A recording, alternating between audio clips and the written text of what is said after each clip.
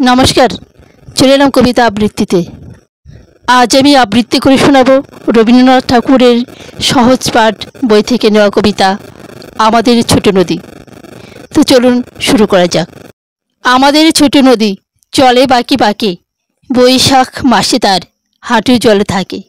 পার হয়ে যায় গরু, পার হয় গাড়ি, দুই ধার উঁচু তার, ঢালু তার পাড়ি। চিক চিক করে বাড়ি, কোথা নাই কাদা, একধারে কাশবন ফুলে ফুলে সাদা। কিচিমিচি করে সেথা শালিকের ঝাঁক, রাতে ওঠে থেকে থেকে শিয়ালের হাঁক। আর পারে আমবন তাল বনে চলে, গাঁয়ের বামন পাড়া তারি ছায়া তলে।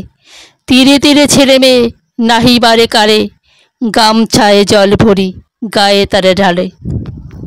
সকালে বিকালে কভু না হলে পরে, আঁচলে থাকিয়া তারা ছোট মাছ ধরে।